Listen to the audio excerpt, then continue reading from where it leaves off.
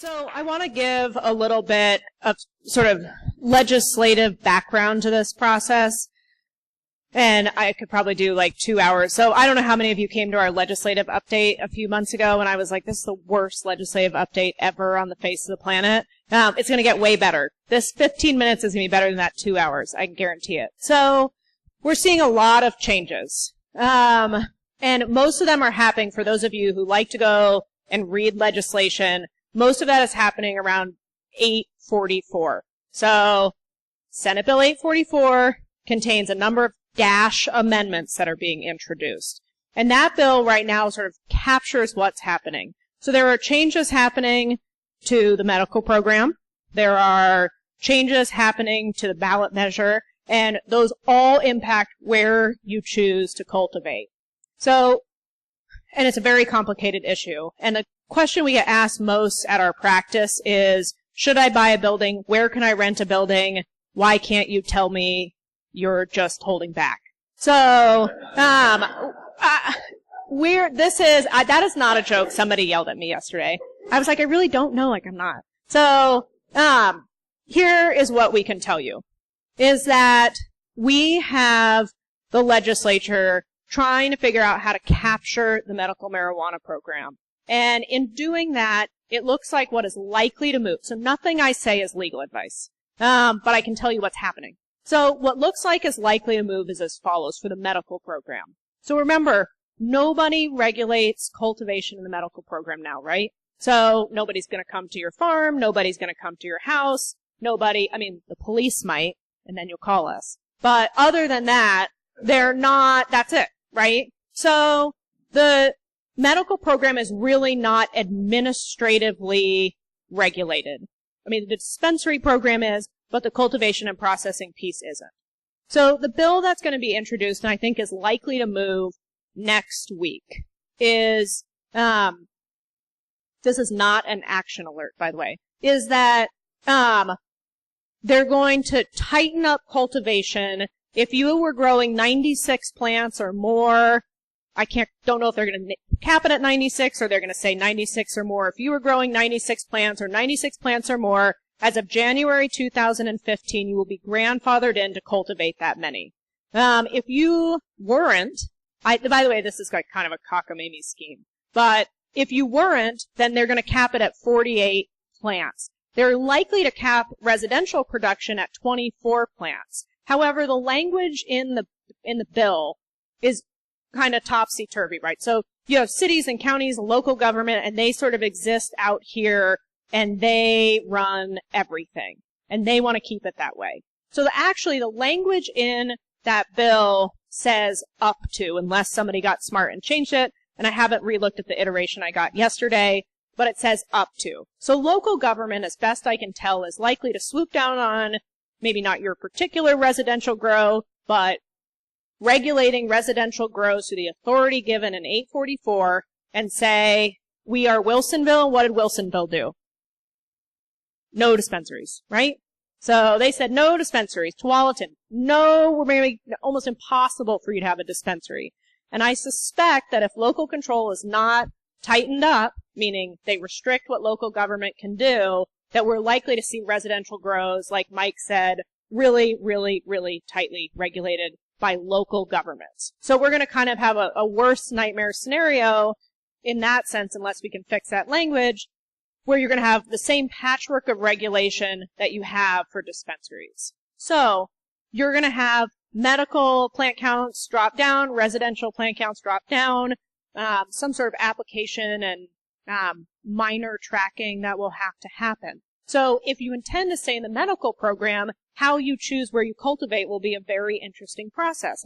48 plants is not as many as 96 plants, but many of you probably have run 48 plant gardens for a long time.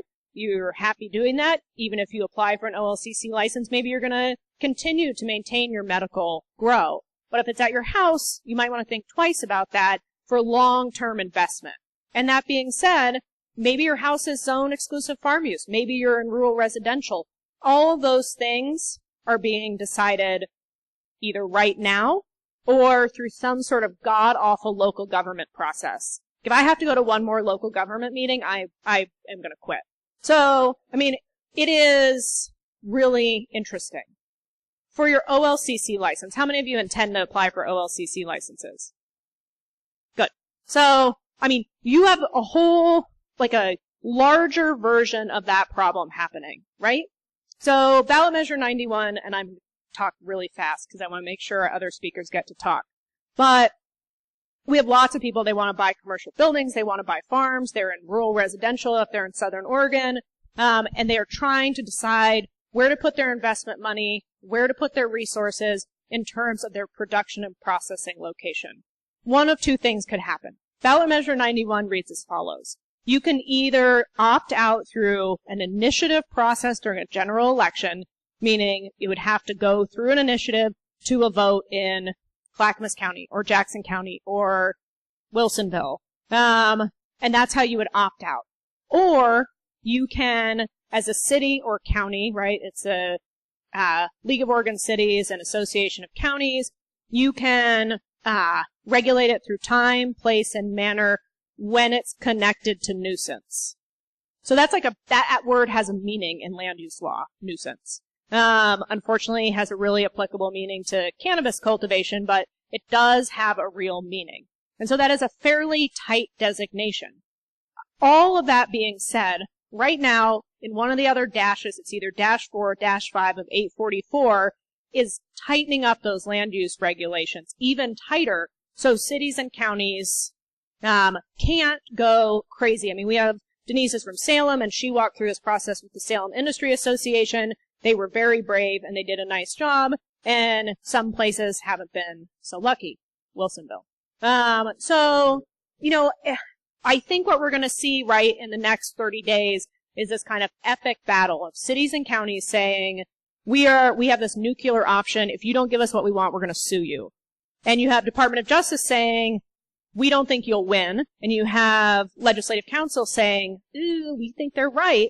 And so if any of you ever have participated in a court case, that's like your very last thing you ever want to do.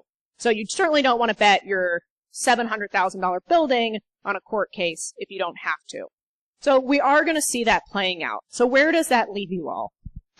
I mean, it leaves you making some serious bets in the next 30 days if you are trying to get a commercial or farm space, outdoor, greenhouse, indoor, warehouse, making these decisions. And we think about Portland as kind of a safe, I'm going to wrap this up in 2 minutes, because I'm going to get a ticket.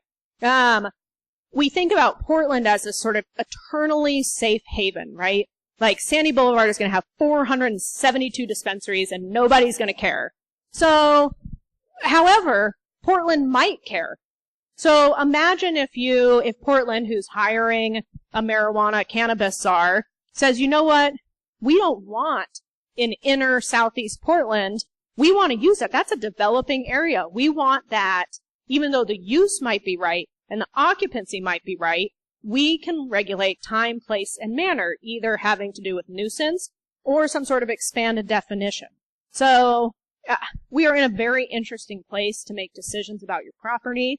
Some of you will bet well. Some of you will not bet well. I hope you all bet well. But that's kind of where we're at in terms of the legislative process. So if you are watching this, in addition to participating on a local government level, you should be watching 844, because how that moves will impact all of you, not just for cultivation, but for dispensaries and processing and everything else. So are there just a couple questions? You don't have to ask any questions, but go ahead and then we'll come back here. I understand 844 is just been scheduled next week. Now, what's happening 9 through 6? You got the other two, 48, which is So those two, that's the Buckley and Burdick bills. One of them had 24 plants. One of them had 48 plants. When I first started talking, I talked about the 48 plants with the 96 grandfathered in. So what they did is they took, so 844 is what we're calling an omnibus bill, meaning that all shit gets stuck into that bill. And that, the best parts, depending on your perspective, or the worst parts, depending on your perspective, of each of those bills, like the processor license is going to be yanked out of 936 and it's going to be put in 844-27. And so each dash is a new amendment added to the bill. So they're pulling out all of those pieces and they're sticking it into 844. Stuffing it is more like it. There, and then we'll go over there. Okay, as I mentioned before, we have a tissue culture laboratory. Right now, we're doing 5.5 million plants out of this, not cannabis, but when we will get into this, let's go. We're growing nothing to maturity except for testing plants that are true. I don't have an answer for that. I asked Tyson to talk about the potential nursery license that's out there, but I think we all agreed that's too premature. No pun intended. So I don't know the answer to that yet. Because I'm breeding. That's right. So I don't know what's going to happen to breeding programs. I think I would suggest if you're interested that Tyson from Oregon Finest, after we're going to have an opportunity to have some beer afterwards and maybe check in with Tyson and he'll share his feelings. Sorry, Tyson. There. Well, I would say that I think it's important that we try and fit breeding into the existing growing process and not give too many options for sub-licenses. So if you still want to talk to Tyson after that, you can. So how does that Oregon law, the right to farm, fit into this? Because I was under the impression that law is pretty unconstitutional. It's been used from grape industries to bird control, everything. It is a very, very good question. And Mary Beth from Buckley's office, who focuses on right to farm and knows a lot about it, has been working on that issue. Currently, you might be surprised to learn that cannabis is not defined, cultivation is not defined as farm use. So it's actually not affirmatively excluded, but not included in that definition. So what happens? So Rob Bovette, who runs counties, and I'm really sorry for taking up so much time, Rob Bovette, who works for lobbies for counties, is actively working for it to become a farm use. I mean, we'll talk about this separately. This is a complicated answer. I mean, it's also one of those things where you kind of be careful what you wish for if you wind up calling this exclusive farm use, right? So, I mean, it has its own implications. So I'm happy to talk to you about it during the happy hour, but it's a long answer and a complicated question. For the regulation, they're planning to enforce that with civil penalties? For the medical part? Yeah, go forward. They are intending to enforce that through civil penalties. Okay, so does anybody need a break? So everyone take 2 minutes and then let's regroup. I have a hard time sitting still too, so.